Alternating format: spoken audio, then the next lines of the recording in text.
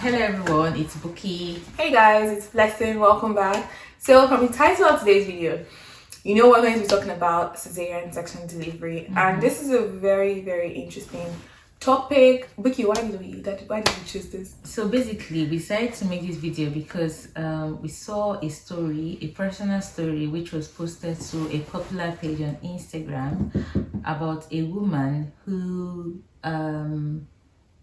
gave birth through cesarean section and practically went through hell. Yeah. Basically when we read this, we're so angry, and I remember Buki posted this on her Instagram story. She basically said she's only allowed to use her phone when her husband is not around or when she's not busy with house chores, because he banned her from social media, although he's using social media to flirt around. She said, I birthed my baby through cesarean section, and that was when our problem started. He and his family members started calling me names, and then now she regrets ever having cesarean section. She said, I cried for weeks. I wanted to die. With my cut still fresh, I was beaten like a thief. She had to fetch water from the well until she fainted, and then her neighbors rushed her to the hospital. She said she couldn't leave her husband because she had no money. She had stopped working even though she was a graduate, because when she was pregnant, her husband said it to be too stressful for her to be working while pregnant. She said basically she started feeding from her neighbors and her friends because he wasn't giving her money. He was telling her that the money for feeding has been spent on her in the hospital. She had to start washing clothes for her neighbors so that she can feed her baby. She said, I plan to move out and I've been looking for a way to move, but my dad said it's a taboo to come back home because it's against our family tradition. But that she can rent a place to stay while they support her, sorry. She said basically I can't afford it, that now she's working for her neighbors, and now she started working for people in the area before he comes back from work. So Practically doing odd jobs, washing clothes and all of that. I remember she's a graduate. Someone who just gave birth. Again. So yeah, she basically ended the post saying that now her husband has a girlfriend who is now pregnant for him, and that he has told her that she's a complete strong woman who will not disgrace him.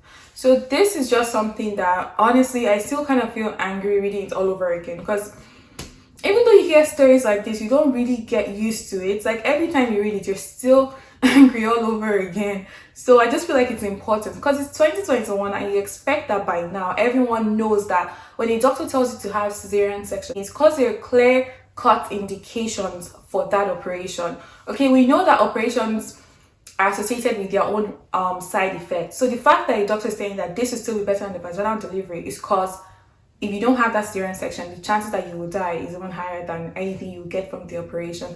But can you want to share some indications to cesarean? Oh, thank you so much, Blessing, for giving me this opportunity to show my talent. So basically, there are several indications for cesarean section. But before I dive right into stating the indications, I will just define what cesarean section is, because we've been using cesarean section, and I understand that a lot of people might not actually know what it is. So cesarean section is a type of surgery or a procedure in which there is a cut is made on the tummy of a woman in order to get through to the womb and make another incision on the womb in itself and bring out the baby. So that's practically what cesarean section is. And then talking about indications for it, I will divide it into maternal indication and fetal indication. By maternal, I mean indication due to the health of the mother, and by fetal, I mean indication meant for the life of the fetus or the baby. So from the mom, it could be pregnancy complications such as preeclampsia. Preeclampsia is actually elevated blood pressure in pregnancy after 20 weeks and protein in urine. When that happens, it means sinister going on with your kidneys. That means the kidney is not able to salvage protein. And when a patient is having preeclampsia, it will go as severe such that it will cause what is called eclampsia. Eclampsia is simply known as when a woman suffers a fit, a convulsion in pregnancy. And when this happens, the woman could actually not survive from eclampsia. It could actually lead to the death of the baby. So, an absolute indication for cesarean section is severe preeclampsia. Then second, the eclampsia. And then sometimes when the baby is too big for the maternal passage, So it could cause distress to the fetus. It could cause some kind of fetal complication called shoulder dystocia. Another complication It could is also like cause trauma to the birth trauma to the birth itself, canal, such that there will be cervical rupture or cervical tear, and the woman could actually bleed and die from it. Just imagine a woman pushing a baby that is over 4.5 kg or 5 kilograms. That doesn't mean that some women don't do it. Some still do it, and they are lucky enough to actually birth. Like the risks outweigh the benefits. Yes. So aside from those ones I've mentioned, another indication for cesarean section is placenta previa. Placenta previa is also known as low-lying placenta. Sometimes this placenta could cover the birth canal, that's the cervix, that's where the baby actually comes out through partially, and sometimes it could cover the cervix wholly, such that the baby won't be able to come out. Another indication for cesarean section is malpresentation. So ideally, the ideal presentation is normally cephalic presentation. That's when the baby is head down. That's the normal presentation. But sometimes baby could be lying in transverse position and could be lying across. They might try to do a cephalic version, a procedure in which they try to position the baby and make the head of the baby cephalic. But many a time it's not usually successful. And even if they want to do that kind of thing, it has to be done under monitor. Specialists have to be on ground. There has to be like double setup for either vagina. In case there is complication, there has to be a setup for cesarean section, as well in case if the woman starts bleeding or there is placenta abruption. So that's another indication for cesarean section. And as we are going on, as we keep talking, if I remember any more that I haven't mentioned earlier, I would mention them. Yeah, so basically from everything Buki has said, you already know that these are very serious and life-threatening conditions. During pregnant birth, just make sure we have a healthy mom and a healthy baby. That's the most important thing. So it doesn't matter whether it's by vaginal delivery or by operation. No one gives any award. Like you give vagina. So if you know that the doctor has said it's important for you to have an operation, they don't think of people saying that, oh, you're a weak woman. Don't think of people saying that you could not push this woman yourself. Are you really a woman? Like, it doesn't matter, okay? And I know that that's easier said than done. But then for this woman, I know she also mentioned that her husband was beating her. Do you understand? Like, so there was already domestic violence involved again. And this issue of domestic violence is something that we have to talk about in a different video because it's so long. But like, there's no reason at all why a person should beat their spouse. Whether it's a man beating a woman or a woman beating a man, like there's no reason for domestic violence at all. So I can't actually imagine what this woman is going through. Like, the fact that she just gave birth, she had the surgery, and she was still healing. And on the background of that, she still gets beatings, like multiple beatings, multiple verbal abuses. Yeah, because they called her names. The fact that she still has to, the fact that she still had to pick up odd jobs in order to feed herself, that should never happen. And that's in addition to the house chores that she's doing. So like, and then the fact that her husband even said she shouldn't use social media. Like, she shouldn't use social media, whereas he is using social media. It doesn't practically see her as an equal, because if you see your wife as your own friend, can I tell you not to use social media? Nope. Because I see you as my friend. Yeah. And that's the same way I think every husband should see their wife. You should see your wife as a friend, not as a servant. Not as someone that you want to exert your authority on, someone that you want to show that I'm the stronger person in this relationship. So like, it's not fair. Like, the whole issue of you beating your wife, like Vicky has said, is so unacceptable for whatsoever reason. Like, that should not even happen. That should be a never event. It should never happen. Now we are planning to actually make a full video about domestic violence, tackling the different types of domestic violence before it goes physical. We are going to be talking about it, the signs you should look out for. So that will be in another video. Yeah. Vicky, I wanted to add something that we forgot to say about like another indication for cesarean section, like a VBAC. Yeah, sometimes sometimes previous scar could mean that you should have another cesarean section. I know, like, for some women, they're allowed to have what we call a VBAC, which is vaginal birth after cesarean section. So, but not everyone can have a vaginal delivery, so they might need to have a cesarean section, and that's okay, because I think we're having a vaginal delivery after a cesarean section is that you could be predisposed to rupturing your uterus, just because the whole labor process, like, I've not gone through it, but I know, like, it's a very hectic one. So there is a possibility of you rupturing the uterus.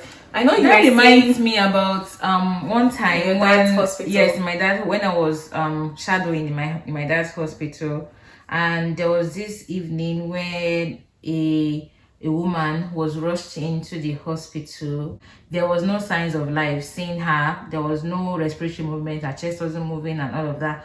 But before she was even confirmed dead, before we actually wrote any notes in accordance to certifying her dead, she was rushed to the theater in order for her baby to be salvaged, because when they brought her in, my dad was of the opinion that whether her baby could still be alive.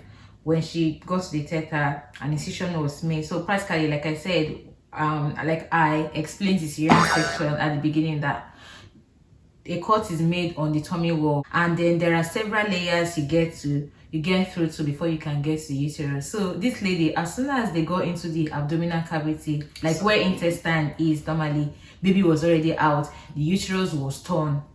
Baby was swimming with the intestines. Uterus was already ruptured, and then we had a background story that she already had a previous scar, and she was thinking about the societal pressure of thinking women who do not give birth through vaginal delivery are less of a woman. So she decided to go to a traditional birth attendant to try her luck, and unfortunately she died.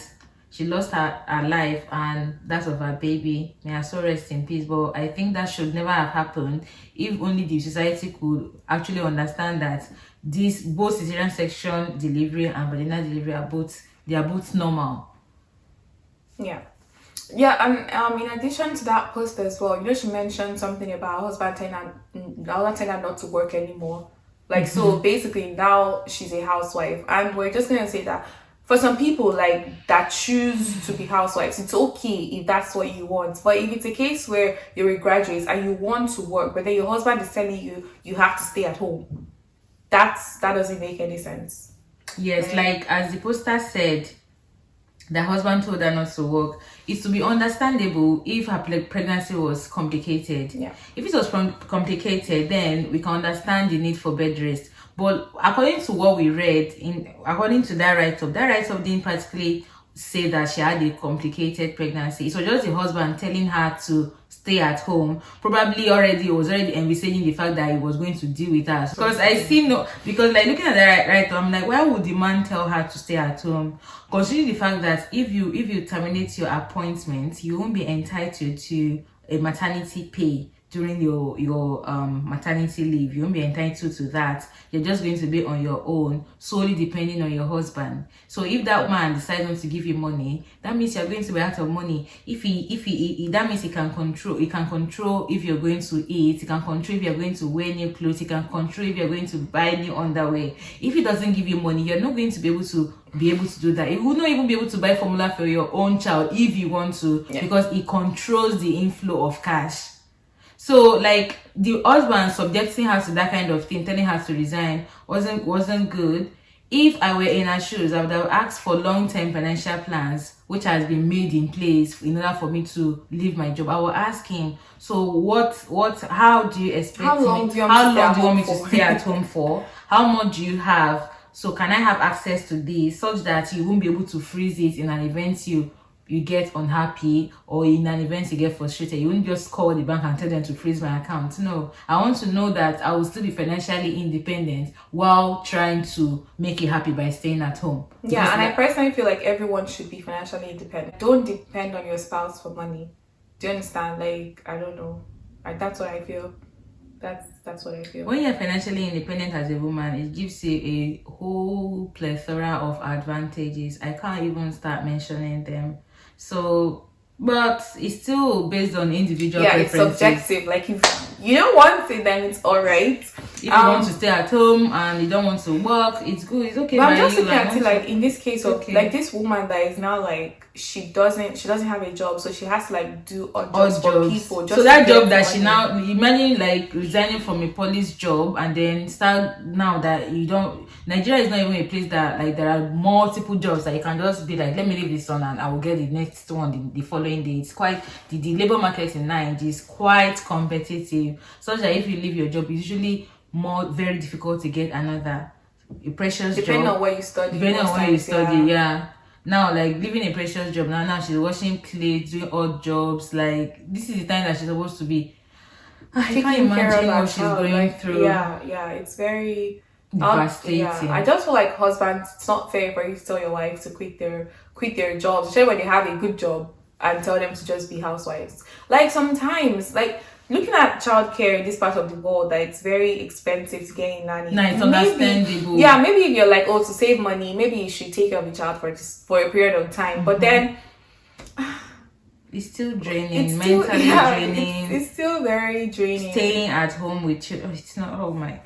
Okay, so now let's move on to the part where She spoke about her parents. She spoke to her parents about it. Now, like she said, she went to her father, and her father said it's a taboo for a woman to move out of her matrimonial home and come back to her father's house, and any amount they have, then they will use to support her from wherever they are. I think that mentality should be practically erased from every African parent. It's unacceptable. As a child, I come to you as my father, as someone who would rescue me and from, I said that my from the husband point is of abusing death. me. And they are not telling me that no, it's the society. Oh, it's That's family tradition. Why That's people what she made said. that tradition? So are you telling me that if that child should pass away, will the family tradition bring her back to life? Yeah.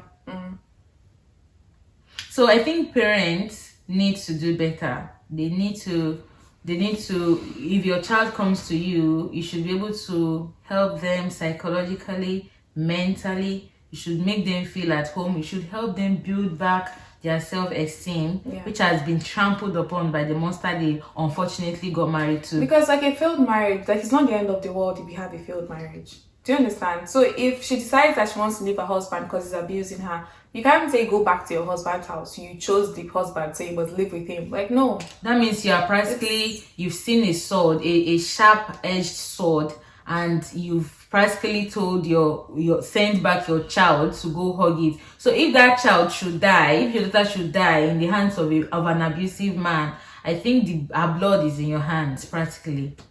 Yeah, it's just very sad. It's just very sad that parents still that mentality is so archaic. Yeah.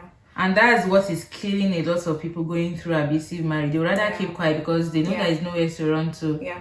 And another thing is that if you're in an abusive relationship, start making plans. I understand that it can be very difficult, most especially when you're financially dependent on your husband, when you don't have money, when you know that when you leave that man, you're going to starve. So I would advise that you start making plans, start trying to take private pictures of that man abusing you, as something like start gathering evidences that you can use against him in an event that you might actually need them. Start saving up money, because abusive men, they never change. Unfortunately, I haven't seen one abusive man. I've never heard any testimony, although it's anecdotal. I haven't done any scientific study in order to back this up, but based on the testimonies I've heard from colleagues, friends, putting all of them together, an abusive man never changed. Only Holy Spirit can change an abusive man. So start making plans to leave. Yeah, and then she ended the post saying that the husband now has another girlfriend and she's pregnant for him, and he said he wants to see, and he said no, he believes that she's a strong woman and she'll have the child and prevent him from the disgrace that like all these things should.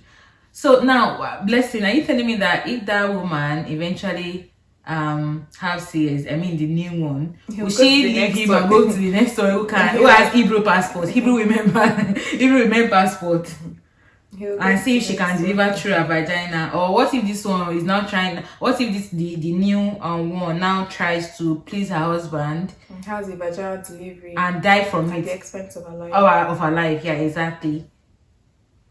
So guys, like if that's the mentality you have, all the things we're saying is just you need to erase that mentality. You need to unlearn that thing and learn the right thing. Like again, if any one of you watching this video has a sensible rationale behind why cesarean section should not be allowed, why a woman should have a vaginal delivery irrespective of all these medical indications that we've said, please put it in the comments, because I want to hear where you're coming from, because me and Buki still don't understand why people can't just understand that cesarean section is something that is medically indicated. So like, I really don't know. Or maybe people feel like sometimes women are just lazy and they don't feel like pushing, so they're like, oh no. It's never the case. And guys, we just want to end with like people understanding that God is the one that instituted marriage, and like God's plan for marriage is that husbands should love their wives the way Christ loved the church. Like marriage is supposed to mirror the union between Christ and the church. And how did Christ love the church? He died for the church. So as a man, if you cannot die for your wife, this man who is maltreating his wife, that's someone that can die. No. So you already know that you failed as a husband. You already know that that's the kind of husband God wants you to be. You've already missed the mark. So for everyone watching this, just understand that love is kind, love is gentle, love is patient. Love bears no wrong. So for no reason at all should you treat your wife the way this man. We're literally using this man as a case study of how not to be a husband. Basically. Look, do you have anything to add? So basically nothing. My own is just that if you are in labor and your doctor tells you that you need a cesarean section in order for you to be alive, in order to save the life of your child, please do not hesitate. Take it with joy. Take it with joy. Accept it with all joy. At the end of the day, you'll be looking at that child and you'll be happy. I understand that at that moment it can be very difficult, and most of the things that make it very difficult is the fact that the society doesn't approve of cesarean section in most settings. In Africa, in Africa, I think here they're more open. Yes. So don't let any man kill you. Don't let anybody opinion affect your decision about living your own life and the life of your child. So that's just the only thing I want to say. And at the end of it all, the most important thing is to have a healthy mom who is alive and a healthy baby. It doesn't matter the means. The rule doesn't matter. No one will give you any Grammy. I keep reiterating. There's no award for suffering. Award. And if anyone is telling you that no, the Hebrew women did it, just tell them I don't have a Hebrew women passport. Do you have it too? If that man is telling you that my mom had 11 children and this one, that one, please. And she pushed it herself. Am I your mother? Guys, thank you for watching. If you like this video, please give it a thumbs up and subscribe if you want to. And we'll see you in our next video. Bye. Bye.